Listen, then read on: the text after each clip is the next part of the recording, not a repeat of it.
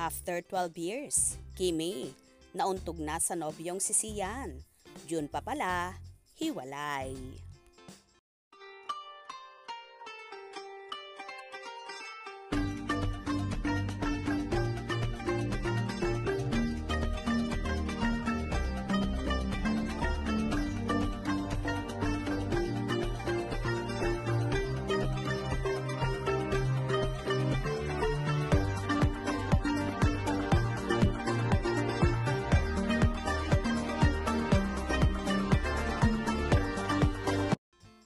Two days bago mo nagpasko, ay umamin si Kim Chiu na hiwalay na sila ni Sian Lim.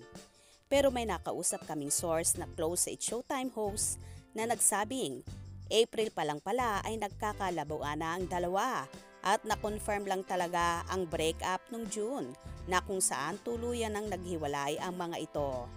Walang third party sa hiwalayan ang nakarating sa amin.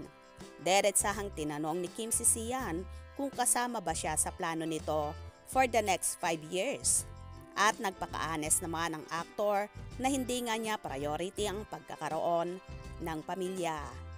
Marami pa raw gustong gawin si Sian sa kanyang career kaya ayaw pang mag-asawa.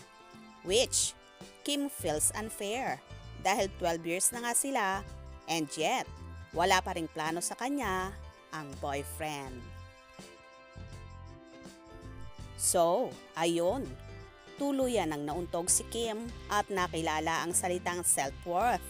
Kaya hiwalay kung hiwalay na at move on na lang kahit napakasakit para sa kanya. Well, feeling naman namin dahil sa napaka-sincere at pure heart, magmahal si Kim. Darating din ang tamang tao para sa kanya. Tulad ng best friend niyang si Angelica Panganiban. So, cheer up Kim. Sabi nga, there are many fishes in the ocean. Wag lang sirena ang makuha mo. Merry Christmas po sa lahat. At dahil nga hindi naman na bumabata si Chinita Princess at nakakaisip na rin siyang magkaroon ng sariling pamilya.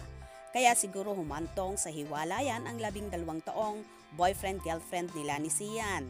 Na wala palang kaplano-plano ang aktor sa kanya na pakasalan siya.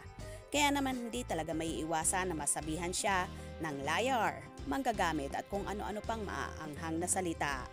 Dahil pinaasa lang niya ang dalaga na kahit ang mga taga-suporta nila ay nadismaya sa mga naging desisyon ni Sian. May ilang pang nagsasabi na sinungaling daw ang actor-director dahil kapag nai-interview siya ng media press at natatanong, palagi niyang sinasabi na si Kim na ang dawan niya at pakakasalan. Yung pala'y wala naman siyang plano na iharap ang dalaga sa dambana. Marami rin naman sa mga kaibigan ni Kimi na natuwa at natauhan na untog na din daw ang dalaga dahil nakikitaan nila ng kagaspangan ng ugali si Sian na baka balang araw ay maging kawawa lang si Kimi sa kanya. Lalo na kapag mag-asawa na sila at nakikita rin nila na mamas boy din itong actor-director. Tama lang yan, Kimi. May makikita ka pang the best at mas higit pa kay Sian Lim na ikaw ang magiging priority sa buhay niya.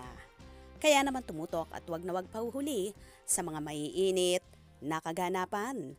Anong inyong magiging reaksyon sa bidyong ito? Comment below.